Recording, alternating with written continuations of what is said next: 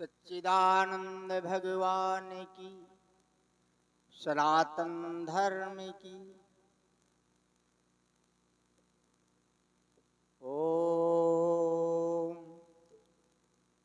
बंदौ गुरुपद कंज कृपा सिंध नर रूप हरि, महामोहितम पुंज जास वचन रवि कर निकर। बंदव संत समान चित हित अनहित नहीं कोय, अंजल गति शुभ सुमन जिम सम सुगंध कर दोये। संत सरल चित जगत हित जान स्वभाव स्नेह, बाल विनय सुन कर कृपा राम चरण रति देहु। जड़ चेतन जग जीव जत सकल राम मैं जाने, बंदव सबके पद कमल सदा जोर जुग पानी। बोले सद्गुरु भगवान की जय। अर्चनीय वंदनीय प्रातः स्मरणीय परम पूज्य सद्गुरु भगवान के पावन चरणों में प्रणाम करते हुए मंच में उपस्थित परम पूज्य स्वामी परम श्रद्धे योगाचार्य परम पूज्य आत्मानंद जी के पावन चरणों में प्रणाम करते हुए परम पूज्य स्वामी अनुभवानंद जी के पावन चरणों में प्रणाम करते हुए परम पूज्य स्वामी भूमानंद जी सभी संत महापुरुषों के पावन चरणों में प्रणाम करते हुए प्रिय सज्जनों,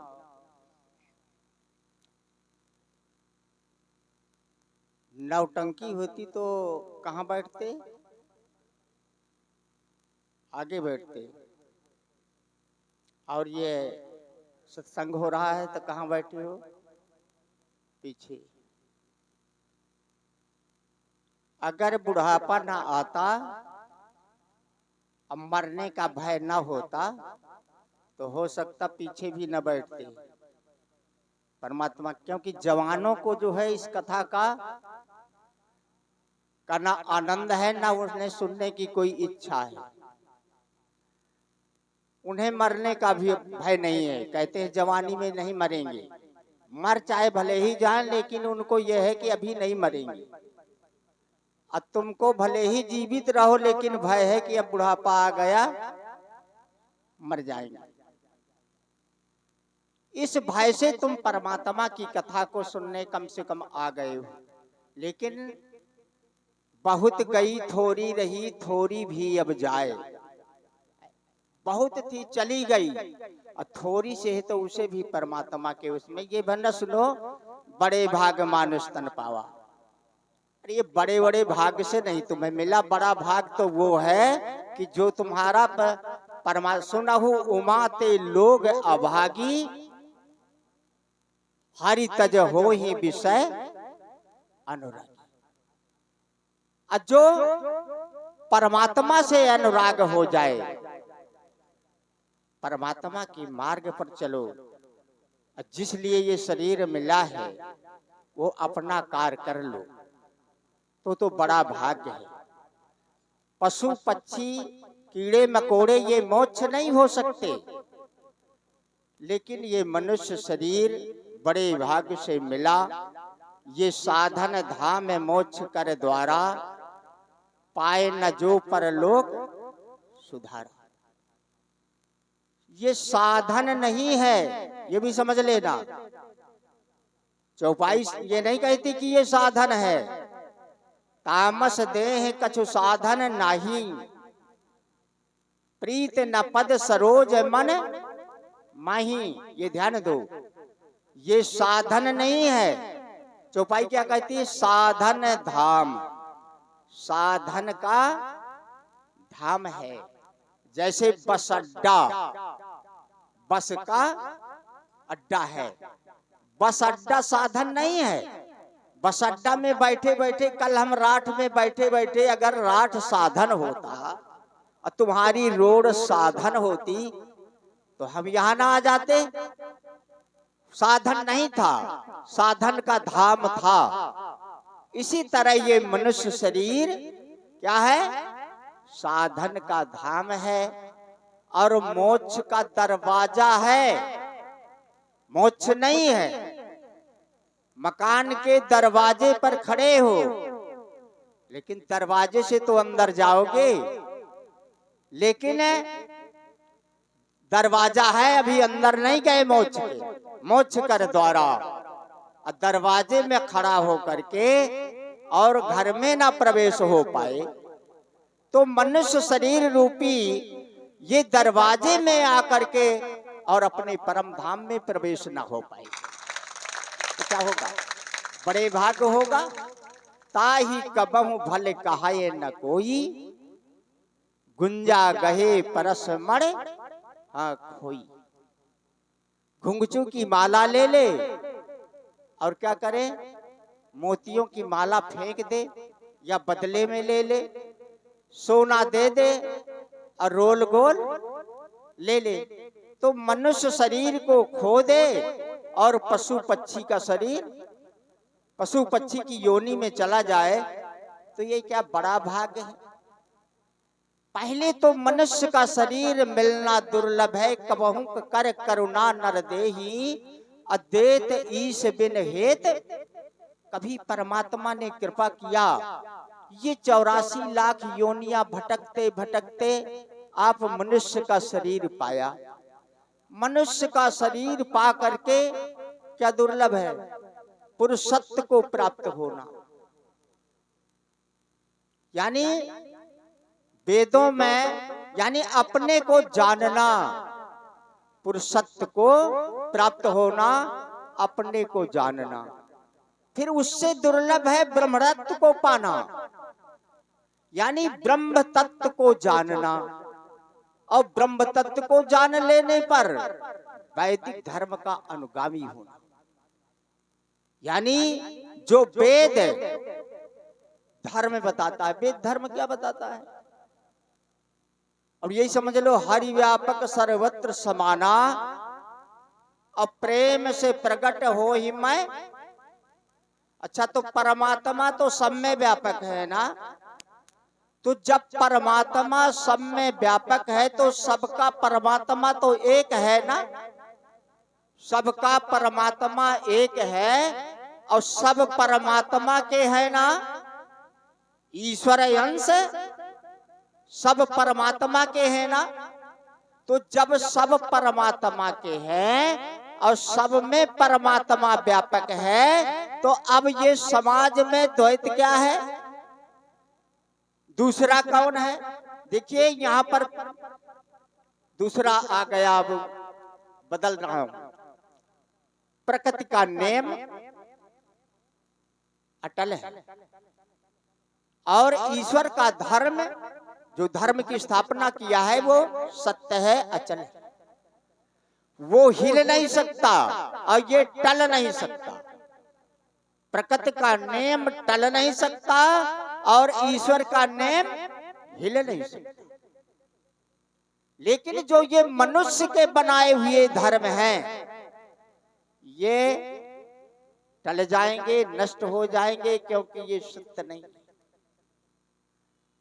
हमें जो ईश्वर के बनाया हुआ, जो प्रकृति का बनाया हुआ नियम है, हम चलें या ना चलें, लेकिन वो नियम नहीं बदलेगा। हम उस धर्म को माने या ना माने, लेकिन वो धर्म नष्ट नहीं होगा। इस बात को ध्यान दो। जैसे प्रकृति का नियम है, शरीर का जन्म हुआ, तो शरीर का जन्म हुआ तो मरोगे कि नहीं? शरीर मरेगा कि नहीं? ये कोई टाल सकता है? ये नहीं टाल सकता। अच्छा, तो सबके शरीर जन्म लिए हैं कि नहीं लिए?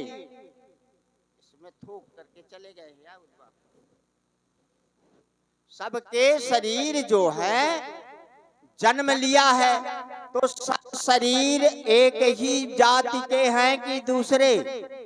ध्यान देना। सत्संगत का मतलब होता है सत्य बात को कहना, असत को नहीं। ये बताइए सत्य है कि नहीं? शरीर सबके गर्भ से जन्म लिए कि बाहर से? सबके जन्म लिए नहीं, तो सब जन्मने वाले हैं कि नहीं? अगर सब जन्मने वाले हैं तो सब एक ही जाति के, सब मरने वाले हैं तो सब एक ही जाति। ये प्रकृति का नेम है।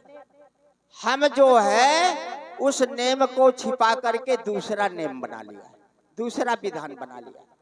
अच्छा, आंख तो सबकी देखती है ना, कि किसी की सुनती है, तो सबकी आंखें एक जाति की हैं कि नहीं? सबके कान सुनते हैं तो सबके कान एक बात जाति के हैं कि नहीं? सबकी नाक सूंघती है गंध दुर्गंध कि किसी की नहीं सूंघती?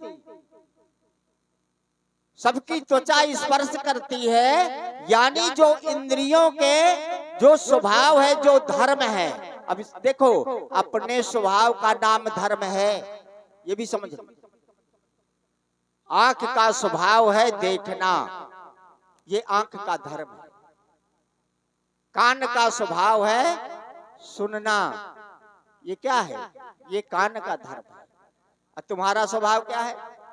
तुम्हारा स्वभाव जन्मना और मरना है कि शरीर का स्वभाव है? तुम्हारा स्वभाव जन्मना और मरना है कि ये शरीर का स्वभाव है? तो तुम्हारा स्वभाव क्या है? अपने स्वभाव को जान लो, वो तुम्हारा स्वभाव ही धर्म है। तुम्हारा स्वभाव सत्य है, तुम्हारा स्वभाव चेतन है, तुम्हारा स्वभाव आत्मा है, तुम्हारा स्वभाव अविनाशी है, तुम्हारा स्वभाव प्रकाश है, तुम्हारा स्वभाव सदा ज्ञान है। अपने स्वभाव को छोड़ करके तुम प्रकृति के भाव में भूल गए, प्रकृति के भाव में भूल गए हो। वो भूल को मिटाना ही बड़ा भाग्य है। अगर तुम्हारी, संत क्या करते हैं, जो तुम्हें विस्मृति हो गई है, जो तुम्हें विस्मृति हो गई है, विस्मृति को यानी अपने को भूल गए हो, वो स्मृति दिलाना ये संतों का काम। लेकिन तुम मानने वाले नहीं हो, वो विस्मृति को मिटाने वाले नहीं हो। कोई कहता है तू ब्रह्म है, मैं कहता हूं तू वास्तविक ब्रह्म नहीं है। मैं कहता हूं कि तुम वास्तविक ब्रह्म नहीं है। क्यों? तुम ब्रह्म बनते हो, जो बनता है वो ब्रह्म नहीं है। ब्रह्म तुम पहले से हो, ब्रह्म तुम पहले से थे, अभी हो, आगे रहोगे। लेकिन तुम शरीर को ब्रह्म बनाओ, मन को ब्रह्म बनाओ, बुद्धि को ब्रह्म बनाओ, और मैं ब्रह्म हूं ये अहंकार करो। ये क्या है? ये मैं ब्रह्म हूं ये भाव है। ये मैं ब्रह्म हूं ये भाव है, ये स्वभाव नहीं। ये तुम्हारी बुद्धि में ये भाव आ जाए कि मैं ब्रह्म हूं, अब वास्तविक ब्रह्म है ये भी समझ लो तुम। जैसे ध्यान दो, दर्पण में तुम्हारा प्रतिबिंब दिखाई दे रहा है, तुम्हारा प्रतिबिंब दिखाई दे रहा है। कौन दिखाई दे रहा है? कौन दिखाई दे रहा है? जो प्रतिबिंब दिखाई दे रहा है वही बुद्धि है। अब बताओ कि ये जो दर्पण में दिखाई दे रहा है तो मैं हूं कि नहीं? मैं हूं कि नहीं? इस मैं को कहते हैं कि मैं क्या हूं? मैं ब्रह्म हूं, यानी मैं हूं। अच्छा, ये जो दर्पण में दिखाई दे रहा है इसको ज्ञान नहीं है, ये जड़ है। जो ये तुम्हारे अंतःकरण में मैं करके भास रहा है, ये जड़ है लेकिन ये ब्रह्म है। तो क्या जड़ और चेतन दो है क्या? यानी जो दर्पण में दिखाई दे रहा है और मैं हूं तो दो है कि एक है? एक है ना। तो जो तुम में सब में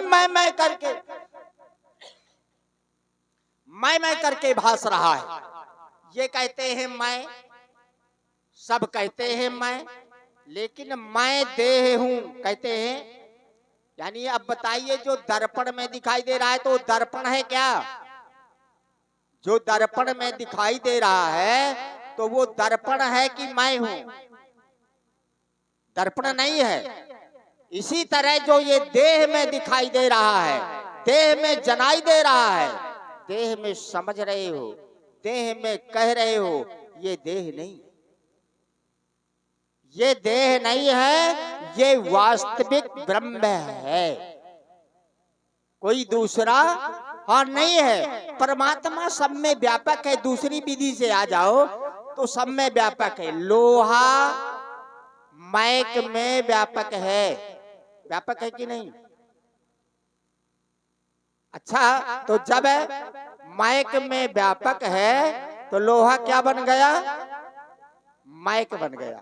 अच्छा, मैक लोहा है कि नहीं? लोहा मैक है कि नहीं? लोहा मैक है कि नहीं? अब मैक लोहा है कि नहीं? अच्छा, दो है क्या? एक है ना। तो मैं ब्रह्म हूं कि नहीं? अब ब्रह्म मैं हूं कि नहीं? दो है क्या? ये द्वैत को मिटा लो, इसी का नाम ज्ञान है। अपनी भूल मिटा लो, बस हो गया काम। बोले सतगुरु भगवान की शो। बोलो सदगुरुदेव भगवान की। जोर से जयकारा लगा। बोलो हनुमान जी महाराज की जय हो। बहुत बहुत साधुवाद। अभी आपके समक्ष चित्रकूट धाम से पधारे परम पूज्य महाराज जी के आपने विचारों का रसपान किया। बस किसको मिटाना है? क्या मिटाना? मैं, हाँ, मैं को मिटाना है। तीन शब्द है, मैं हूँ और है ना चाचा? अच्छा, तो जो ये बीच में हूँ है ना, बोलोगे भगवान की।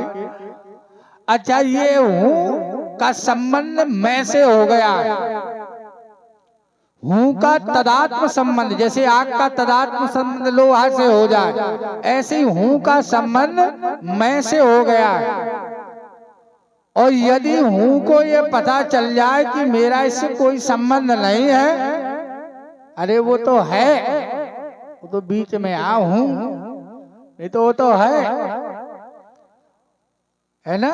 तो वो सर्वत्र है। जैसे सर्वत्र घड़े में मिट्टी है कि नहीं है? घड़ा कहीं है नहीं, लेकिन पानी पीने के लिए घड़ा होना भी जरूरी है। घड़ा ना हो तो पानी कैसे पियोगे? यद्यपि घड़ा मिट्टी का है, सर्वांग उसमें मिट्टी है, घड़ा कहीं है ही नहीं। इसी प्रकार सारे ब्रह्मांड में बस वही है, दूसरा कुछ एको अहम द्वितीयम नास्ति, दूसरा है ही नहीं। और दूसरे को देखना यही अज्ञान। तो बड़ी अच्छी बात महाराज जी ने अपने विचारों को रखा। अब मैं परम